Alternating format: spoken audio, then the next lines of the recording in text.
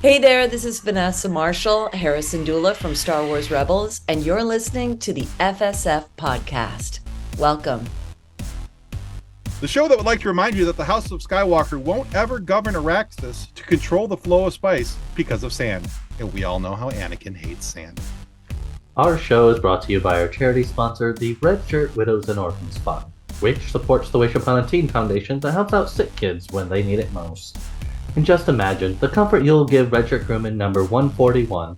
She'll know that when she puts on the red shirt and joins the crew of the Ghost, that she didn't leave her family destitute and without hope, because the Red Shirt Widows and Orphans Fund has her back, and what's left of the ship's chain code.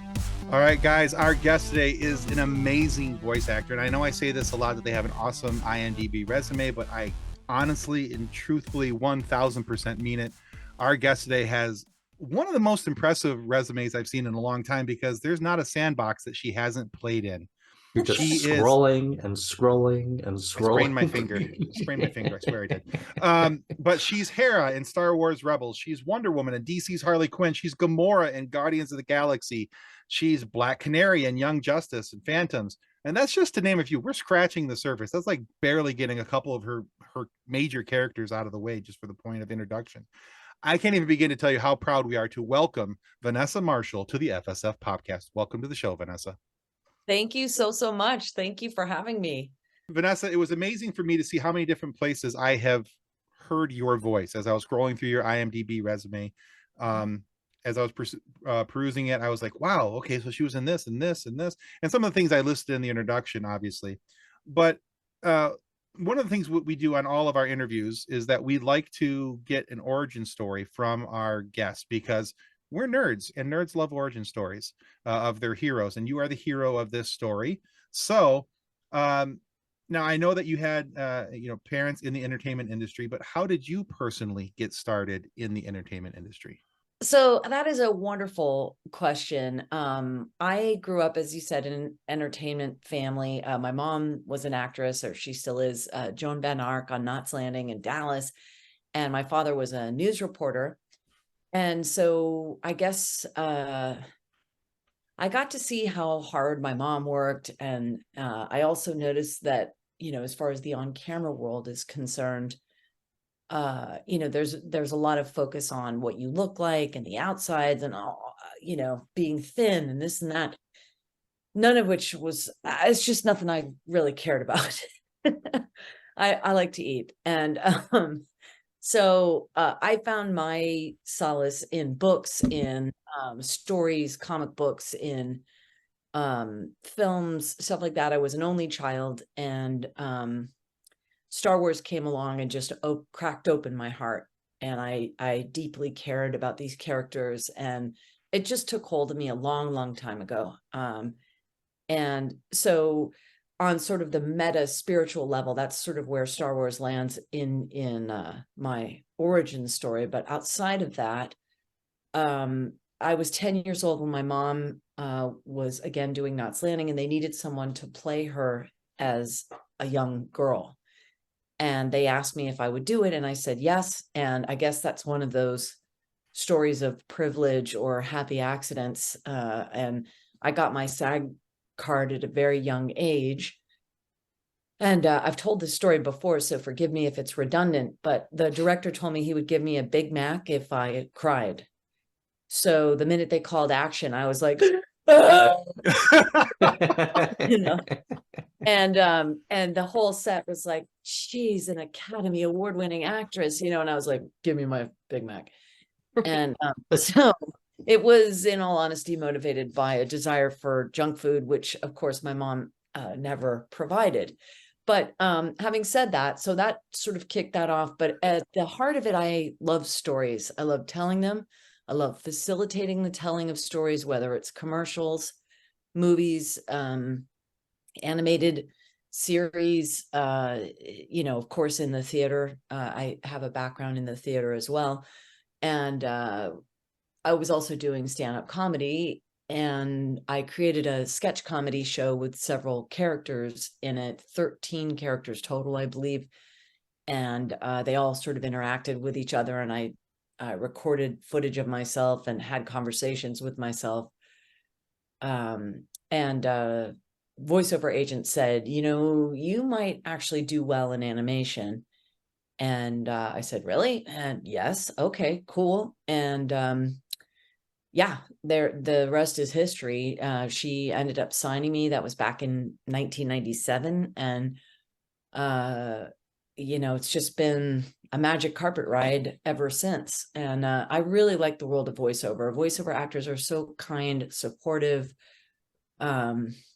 not a lot of hater energy. I mean, I don't know what the on-camera world is like because I'm not a part of it, but from what I saw with my mom, it didn't look like a lot of women uplifting other women. It looked like a lot of women trying to like out plastic surgery each other. And that's not even a verb, but you know what I'm saying? Right. And that's not what we do in the world of voiceover. And those are my people, and I like it.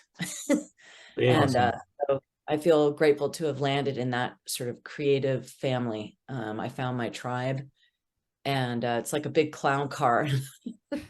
We all just crack each other up and travel around and kind of go like, hey, it's a Cracker Barrel, let's go, whatever. We just like tumble around and have a great time together, and of course create fantastic content for fans in different fandoms.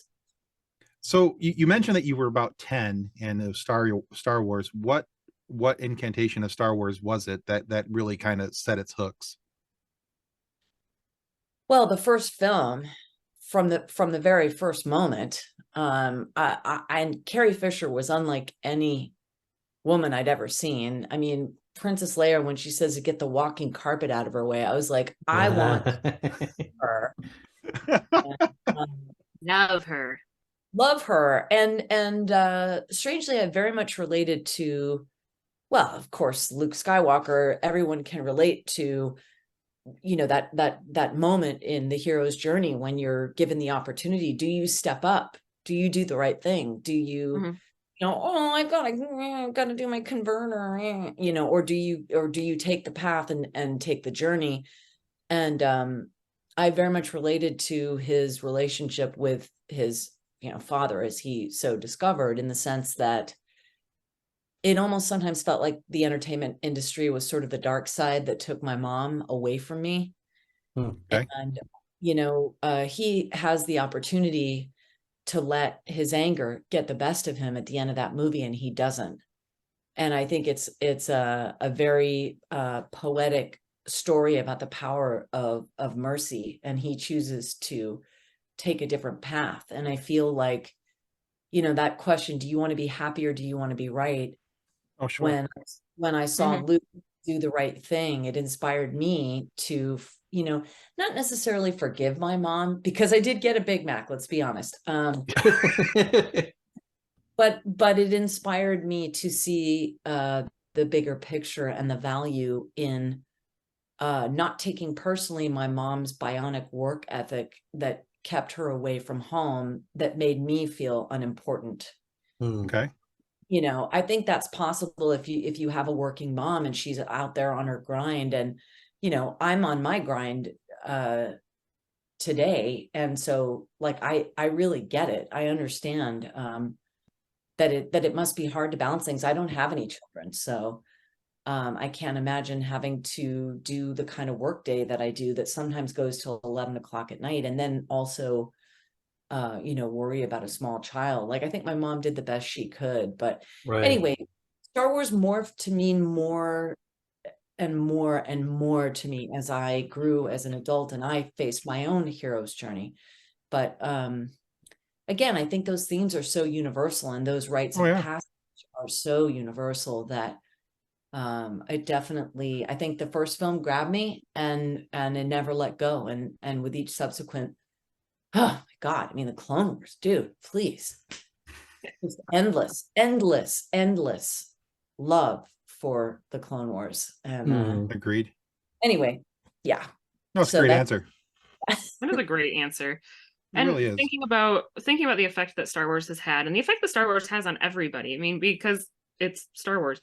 And like you said, from that opening moment, from that first like hit of the first chord of the theme song, and you like your chest gets Yeah. all tight. I know. I do it every time. I've That and the seen crawl to every combine, movie. just Oh my gosh, I've seen every movie Yeah. how many times, and it still gives me chills every Yeah. time. Yeah. But we recently had a conversation with another Star Wars actress. We got to talk with Emily Swallow, so the Oh, beautiful right. woman Yeah, I saw behind that. the armor, which I love her character. But we Yeah. talked about how weird and awesome it is to have an action figure of yourself. Um, so with all of the roles that you've had and your beautiful collection behind you, do you have any action figures of your own characters? I do. As a matter of fact, Olga from Metal Gear Solid is Ooh. one of the first characters, and I freaked out. The only thing is she has armpit hair. I shave my armpits, so you know, minor technicality. and a minor technicality, yes. And I think I emailed you guys that I'm putting together an event for Metal Gear Solid. I love that you guys have a charitable aspect to this show. I too, I'm built that way. But this event is for Metal Gear fans, and we're gonna try and raise some money for the Wounded Warrior Project. Oh, nice. Oh, cool.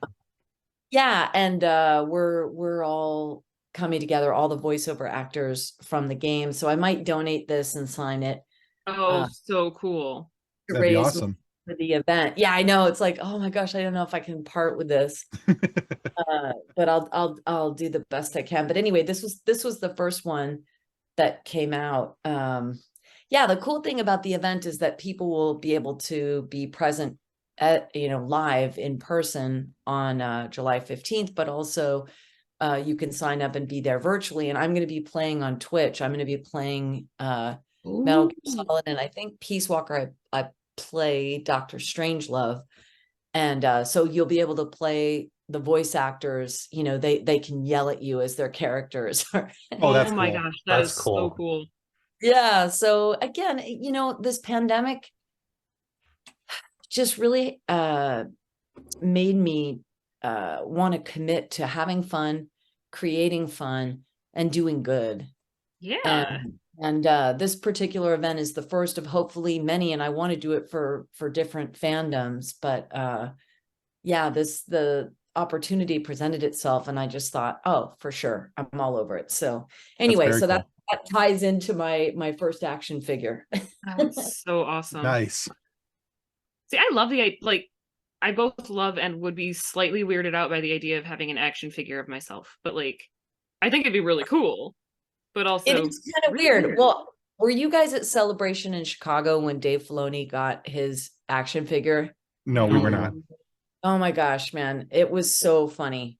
That picture. Let me see if I can find it. Someone made a Dave Filoni action figure, and it was just spot on with the shirt and the hat. Yeah, it was Nice. it was pretty intense. There it is. Okay. I don't know if you can see that. Oh, that's my awesome. gosh, that is Yeah. so cool. Look how Right? happy he looks. I know. He really was. I mean, That's look great. at the little shoes. Look at the shoes. Oh, that's my phenomenal. Lord, that is so cool. Yeah. I think Anyway. one of my favorite pictures I've seen of somebody playing with their own action figure was actually of Jason Momoa playing with his Aquaman. Oh yeah. And he just and the same as Dave Filoni there. Jason looks just ridiculously happy. Like exactly. I have me. Look at me. Yeah. So, 100%. Yeah. Well. Anyway. So certainly a lot of your projects are really close to your heart. And as projects that are close to your heart, you definitely have a story or something related to those projects. Do you have any fun or entertaining stories of things that happened kind of like behind the scenes, like during like Rebels or something like that? Well, there's the lovely time when Jason Isaacs came in to play the Inquisitor, and he opened up a closet in the vocal booth. We were like, what is he doing? And he's like, oh, he found a miniature golf set. He rolls out the green and he starts, hitting the golf balls in between lines, like he would say something playful to Freddie to destroy him. And then he would hit a golf ball. And Freddie was like, who is this guy? Freddie was like, this is not professional. He was just like, who is this? But it was so inquisitor to get under Freddie's skin and drive him up a wall. And we were all like, how is it that we've been here for how many seasons and we've never found the miniature golf set in the closet? But it takes this dude literally 5 minutes to like whoop, locate it and set Walks it right up in. and get a hole in one every time when he hit. I mean, it was just like, it was sublime. And yeah, that's a memorable moment. Trying to think some of the other backstories. I mean, whenever anyone was hungry, I was like, that's the thing, is that I was sort of the mom of the group, even though I don't have kids, but I could tell when they were hungry or low blood sugar or their stomachs were growling. And so I'd go get them snacks in the kitchen. You can't be hungry. Nope, not on my watch. But yeah. And we function as a family that way. And it was really cool to see how Freddie was sort of kind to Taylor in the same way as sort of a mentor where voice acting is concerned, because this was Taylor's first job. And and it really mirrored the plot of the show to some extent. And Tia and I are both football fans, so we were always talking about football. And as a Mandalorian, an artist, and a skilled fighter, it would just sort of it all tracked, and it all fell together. I think it was really genius casting that they knew that we would click like that. Well, even you saying that, you were kind of the mom of the group, I'm like, well, that kind of fits with the show's story as well, because 100%. with Yeah. Hera and the way that she was, over the kids, and not over the kids, but with the kids of the group. And, Yeah. as soon For as you sure. said that, I was like, well, of course you were. You were Hera, so you had to be. So Space mom. exactly. Yeah, she gets The sun. And I'm your space so mom. happy. I'm so sorry about the sun ruining the. not a problem. You've got the Because- sun. I've got my mom's cat over here. We're all good. I like it. I like it. It all Cats are works. good. Cats are good. They are. You're a good girl, aren't you? Yeah. So Vanessa, you've been part of universes like Star Wars, Star Trek. You've been in Marvel animation. You've been in DC animation. Now, most actors feel lucky to dip their toe in one of those sandboxes, either live action or animation. But you've had opportunity to play in all these different sandboxes. Have you ever given any thought to a character or a universe's sandbox that you haven't gotten to play in yet that you would like to? Is there like the white whale out there that you're like, boy, if I could do this role, that would be really cool. It'd be a nice add to my resume. Well, one area that I've not participated in is primetime. Well, I mean, I do ADR for The Simpsons. There's a group of us that we handle the background characters, but I would love to work on one of the Fox primetime shows. I've never been a part of those sort of more sketchy adult comedy shows. They're right up my alley. But that's one thing that just hasn't happened yet. And I look forward to it. Yeah, a lot of my friends are, on the whole animation domination stuff. And that's just one thing that hasn't happened yet, but you never know. Oh, there's always time. Absolutely. Yeah. I don't know. Okay, so correct me if I'm wrong, and maybe you guys know more about this, because I haven't looked at this. Just popped into my head and I haven't done the research on this. So this is a very off the wall question, but I know that like Futurama is supposed to be coming back. And if that does come back, I think you'd be a perfect fit in Futurama. That's exactly the kind of show I'm talking about. Like D. Bradley Baker, I think he was in American Dad. Mm-hmm.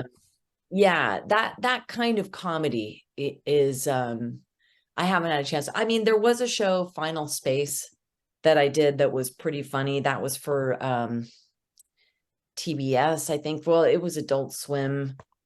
Okay. But it wasn't necessarily Fox primetime, but it was still in that vein of kind of more adult and hilarious. Like Futurama is amazing. Yeah. Yeah. That would be a feather in my cap. I mean, a Marvel role that I would love to play that I haven't is Jean Grey. Oh, cool. Yeah. Yeah, or Mara Jade in the Star Wars universe. But you asked about franchises I haven't been involved with. I've been obviously involved with. I'm okay with both of those additions. We can do those. Yeah. Yep. Okay, Those would be fine. awesome.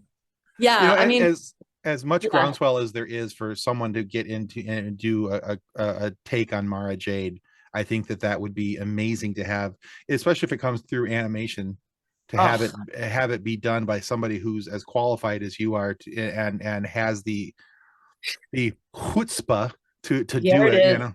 Yeah. Oh, I had to throw that word in there somewhere. I got it. Yeah. And now, a word from our show sponsor, Level Up Sabers.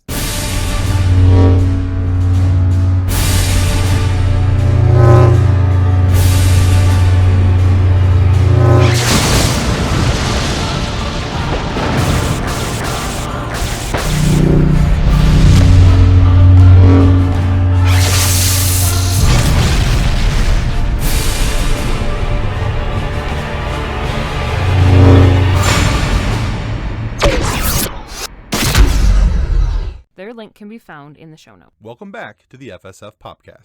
So Vanessa, I know that you said that you don't have kids, but I do. I have a daughter who's going to be 5 this year, which is cool. Bizarre that she's going to be 5. Like, that's awesome.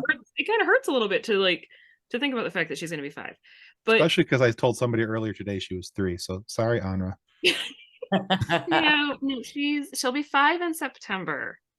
But because of what she's seen on TV, she has no problem thinking that she wants to be a Jedi or a barbarian or a princess, or maybe a barbarian princess. I think that was an option the other day. Brilliant. Because those are all open to her, thanks to characters like Black Canary, Gamora, and Hera. And I think it's great because I grew up looking up to Princess Leia, not to Cinderella and Snow White, but Leia.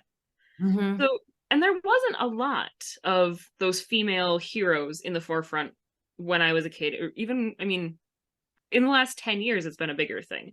So how do you feel about getting to be able to portray those characters and seeing the impact that they've had on these young girls? I am so honored, deeply honored. And I see that impact when I talk to fathers who are finally able to get their Star Wars collection out of the garage and share it with their daughters. And, it's just such an honor to portray sort of viable, iconic female roles that give young girls an opportunity. I mean, then there have been so many recently in Star Wars that are just delicious. And I applaud them for creating such strong characters. And I was so rewarded seeing little girls just get excited about the whole franchise as a result of it. And thinking about themselves differently and imagining themselves equally as powerful and encouraging them to own their power as well. It's beautiful to see, and it's lovely to experience in the moment. Yeah. I knew Hera was an amazing character, but to see all the cosplay, I've met so many amazing women who cosplay and little girls too. Yeah, it's really moving. And it was, I know that one of the ones that got us recently was with the Obi-Wan series. My daughter's seen all of the movies except for episode 3, because that's a little bit too intense for her size. A little bit, yeah. I don't think my mother-in-law's seen that one even. Like, it might be too. It's intense for her too. Okay, but it's we haven't touched that aspect of the story yet. But watching Obi-Wan with her and explaining to her this is Princess Leia when she was little, and like the first portrayal, the first moment that she's on screen, my husband and I looked at that and looked at each other and did that's our daughter. I'm like, 100%. It is. I mean, I hope she doesn't go run in the forest and get kidnapped and I know. Whatever. I mean, she has that fiercely independent spirit. Yes. And there were a couple of lines. It's definitely an understatement. There were a couple of lines that Leia said that John and I just kind of snickered about with oh yeah, no, that would be our daughter. That would be, but then realizing, wait, no, if that's our daughter, then that means our daughter also grows up to be Princess Leia and then There General. Like, you go. Yeah, that's some BA character there. But there you that go. has been one of the biggest things when then with the Young Jedi Adventures Yes, that that too. just came out. She has watched all of them already, at Mm. least twice. She Aw. loves them. And she was telling her grandma today, she was showing her grandma, look at this Young Jedi Adventures. They made Star Wars just for me. And I'm like, yeah, they did. Yes, That's they did. so They brought Star cool. Wars to your size. That's so cool. It's the best. It's the best. I'm so excited. And of That's course, now, like you said, you've met the fathers who got to pull their Star Wars collections out of the closets, out of the garages to share with their daughters. My yeah. husband has been with me. She's watching the Young Jedi Adventures and she's like, so can I learn to do that? It's like, parts of it, yes. She's got a lightsaber. He's like, yeah, we'll totally go out in the backyard and fight So lightsabers. cool. Let's do it. Yeah. That's great. I That's love it. really great. Yeah. So, if you had to pick two of your characters that you have portrayed, which two would you like to pick to work together in either defending the galaxy or doing like a bank heist? That is a great question. It might be hilarious to see Hera and Rook cast Okay. come together.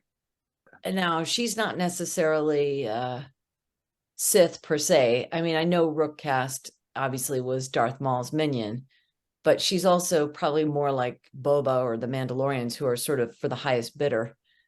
Mhm. And True. so it kind of like Asajj Ventress. That's a storyline I would love to see more of, is Asajj, but Yeah. that's for another day. But it might be interesting to see sort of the intrinsic goodness of Hera come up against perhaps the opportunism and a little greed of Rookcast, Interesting. and see how they work together. And it would also be easy to play both voices because they're so different. They That's could, cool. I could Yeah. easily portray them back and forth. They're located in different areas, and obviously Rookcast had a British accent. So anyway, Yeah, no, that'd be cool. As far as Asajj is concerned, there's a stunt woman named Michelle C. Smith, and she does a lot of lightsaber tutorials on her YouTube page. She just did a fan film, a short film of Asajj and in a It was lightsaber like 3 duel. minutes or Wow. something. Well, there's Awesome. there's a longer version of it on the it's like Ionia or something like that. I don't know how to pronounce it, but Oh, yeah, there's a little bit longer version. I think it's like 5 or 6 minutes. It's not very long, but it's got some really good lightsaber action in it, and it's a fun watch. She's got the Asajj makeup on. She's got a hood up and everything. It's really cool. I too would like to see more of Asajj Ventress, and what happened to her after the split away from everyone. yeah, Ahsoka. Sorry, my brain just went Yes. completely. I could see Ahsoka in my brain. I just couldn't, for whatever reason, I couldn't get the That's a name out. similar vibe where Ahsoka is more sort of intrinsically good and Asajj is conflicted. Yeah, Mhm. yeah. So it'd be kind of a Um, could story. I'd love to see what happened with Asajj after that, because yeah, in Clone Wars lore, in the series at least, it's kind of like there's nothing. It just kind of stops there, and life right, moved on. So I right. I think that and that's one of the things I love about Star Wars, is we have this big expansive universe where there's all these stories that we can tell that are separate from the movies and all these different things. So Oh, definitely. yeah, Oh, I have yet to read the book that came out, I think 2014, 15, with Quinlan Voss, and I can't take it. I can't do it. I yeah. can't read what befalls Asajj. I just can't. Mhm. Yeah, I know it's not a good end, but I would like to. I would like to see it. I would like to see it played out. Oh, I want to see it right now, but Yeah. I want to not have her die. Oh, agreed. I Yeah. think she's one of the cooler villains. So Yeah. So, Anyway. as Nick mentioned, we've got a pretty large Facebook group, and we like to get them involved whenever we possibly can. So we've asked our Facebook followers and our Twitter followers to, if they had any questions for you about, and they all have some Hera Syndulla questions for you. So we've got a couple here Excellent. for Sure. you. Happy to answer. Our first one comes from Anna Squires. Anna is a good friend of ours, and she's also co-host of an amazing podcast called Growing Up Skywalker. They're doing it episodically. They're reviewing each episode as it goes. They're just finishing up Bad Batch. They finished off Clone Wars. They're moving through. She's never seen Star Wars. He's old school, so she's going through as a first time watch through and everything, and she's become this massive Star Wars fan. And they're it's starting super cool. Obi-Wan soon. Yeah, she's never seen it, so it's kind of fun. But here's her question for you. What quality of Hera's do you most admire and would you want to live out in your daily life? Her ability to focus and prioritize. What I appreciate about her is that she doesn't take anything personally. She is never petty. She plays the long game. Mm-hmm. And somehow can override her humanity in all situations, or her twilectity. I don't know. I mean, I feel like we all struggle with self-centered fear. And I'm really impressed with her ability to absolutely focus on the task at hand and get everything done. Sometimes I get distracted by petty concerns and ask myself, well, what would Hera do? And Hera certainly wouldn't get wrapped up in any of that. It's not important. Mm-hmm. And sometimes it's hard to maintain that perspective. And maybe the isolation of the pandemic made it even more challenging, but I just admire her focus. Okay, good answer. So then we have a question from Sophie, who is LaughingSing3 on Twitter. Mm-hmm. She asks, besides our dear little war crime committing chopper, who is your favorite Star Wars droid? Probably R2-D2. Yeah, I mean, Snitch. He is the loyalist of all of them. The ultimate he's rider. hilarious. He's hilarious. He has been through some stuff. He has. If a robot could have PTSD, he would be. He never had his memory wiped, and yet he is your ride or die. I totally agree. Yeah, I love me some R2. And my best friend, she got me the R2-D2 thing that like runs around on your floor and this and that, and I'm like, for hours I can play with that. Understood. I have R2-D2 earrings that I'm sad that I'm not wearing. But I love the fact that R2 has never said a legible word that we can understand. It's all beeps and bops and boops, but you know exactly what he's saying. 100%. Always. Yes. Yeah. It's funny, as I was wearing my R2-D2 earrings yesterday because they had a May the 4th event at my daughter's school. And I was wearing my R2-D2 earings, and my daughter's like, cool. He's the one that I got to control at Comic-Con. I'm like, yes, he is. Because one of the cosplay groups let her run the controls on R2, and she thought it was the coolest thing. Yeah, the local 501st had a full-size droid. Which thing was that? Oh, that was Monroe Pops Fest. Got it. Awesome. It's a pretty small one, but it's awesome. Awesome. Yeah, the local 501st was like, do you want to drive it? She's like, oh, yeah. Yes. Wow. That's so special. I'm like, can I? Because after she has a turn, can I do it? That's amazing. Oh, it was so much fun. It was so cool. And I mean, that was 6 months ago, and she's still talking about it. Wow. I would be. Oh, yeah. So Scales Simmons at Scales20 on Twitter wanted to ask, what is your favorite Hera quote? We have hope. Hope that things will get better, and they will. Boom. Love that. I like it. That got me through the pandemic. I'll tell you that much. Definitely. Yeah. Fair enough. Mm-hmm. Yeah, no, I think watching Star Wars in total, that and yes, And being Yeah, able to come watch. here and have people to talk to over Twitter and Zoom, and we were doing these interviews and everything. I think that's what got me through. Otherwise, I'd have been cuckoo Yep. for Cocoa Puffs. So Same. Knowing Same. all of the stuff that I went through in 2020, yeah, no, that's the only reason I'm still Yep. standing, yeah, not I on a get you. permanent grippy sock vacation. Got it. Yeah. All right, so Vanessa, we're at a stage in our show where a lot of times we've asked, we've taken our guest into a quiz, like we told you pre-show. Okay. But tonight we're just going to ask you a silly question. Excellent. So now you can be as silly or serious as this as you would like to be. It's totally up to you. Huh? So Vanessa Marshall, what do you think about when you're alone in a car? I wish I could fly. Oh yeah. I can only imagine with the traffic out there. Yeah. Well, and my dad's a pilot also. And I just always imagine like my dad could actually fly out of this situation. And then of course Hera has that history. So sometimes it's hard not to imagine like, oh man, if only this were the ghost. He'd be the greatest fighter pilot ever. Oh, second only to Han Solo, right? There you go. Well, Vanessa, thank you so much for being on our show today. Where can our listeners go to find out more about you and some of your upcoming works? Yes, absolutely. Please come say hello at Vanessa Marshall 1138 on Instagram, at Van Marshall on Twitter. And there's a Vanessa Marshall fan page on Facebook that you're more than welcome to join.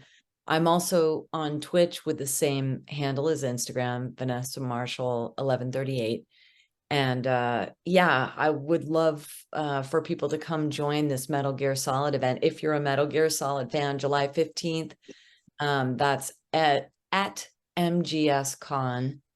You can get tickets there and join us virtually and come play games with us. And let's all just make a commitment to have fun and pay it forward and do the right thing and lift everybody up. I feel like that is just what we all get to do since we made it through such a very dark period, so isolated. And I'm deeply grateful for my Star Wars family. And obviously Metal Gear Solid is a different fandom, but the spirit of love and unity and inclusivity and all the things that draw me to the Star Wars fandom also exist in that franchise. And if you follow me, I will post there about future events as well. I'm hoping to repeat this kind of fan experience for Overwatch, Fortnite, Injustice 2, Mortal Kombat. Like again, it's just let's play, let's have fun, and let's do it for a good cause. And so come play with me. That'd be cool. Nice. We will definitely link all of your socials so that people Oh, can figure it wonderful. out, because that sounds like so much fun too. Like It really Yeah, does. it's good. You know what? It's a great hang, and I'm just so deeply grateful to be a part of it. I was approached with the opportunity, and I just leapt at it because I feel like it's what matters right now. That's awesome. Yeah. All right, guys, we want to remind you that subscribing is the single most important thing that you can do to ensure that we get more amazing guests like Vanessa Marshall here today to have these fun chats and give you entertaining moments to listen to. So please subscribe. It helps out way more than we can ever really tell you. And check out Vanessa's work on all her socials, but make sure that you click the link and you go to that MGS Con and check out what's going on there. That's for a good cause, and let's help each other out. That's really the best thing that we can do is to help one another. So, but if for whatever reason you are not happy with the content of our show today, please feel free to lodge a complaint with the head of our complaint department. That, of course, is the droid Chopper from Star Wars Rebels. Sure, we don't entirely understand what he's saying most of the time, but given his penchant for war crimes, we would rather not be on his bad side. So submit an electronic copy of your complaint form. Droids make things so convenient, really. And just remember that we will be at his mercy. We're just thankful that Chopper also has a sense of humor and that we at times can be funny. We know that's debatable, but we'd like to think that we can be. Maybe he'll let us off with a warning. Well, thanks again, Vanessa. Thank you, Vanessa. it was great. Thank you. So wonderful. I'm so grateful that we finally got to meet up. And we will Likewise. meet again. And if we're ever in the same city or near any cons together, let's all hang out. Yeah. I Sounds love good. All right, guys, that's going to finish it for today on the FSF podcast. Thank you so much. Goodbye. Ciao. Bye. On behalf of the rest of the hosts of the FSF podcast, we want to thank you for listening to this episode. If you'd like to be a guest on a future episode, please contact us by means of Twitter or Instagram using the handle @FSFpodcast, or go to www.fsfpodcast.com and click on the contact me link. Thanks again, and hope you enjoyed the episode. Copyright 2023 FSF Podcast. Reference to any specific product or entity mentioned on this podcast does not constitute an endorsement or recommendation by FSF Podcast. The views expressed by the guests are their own, and their appearance on the program does not imply an endorsement of them or any entity they represent. If you have any questions about this disclaimer, please contact us via email at info@fsfpodcast.com. Original music by Jordan Michaels.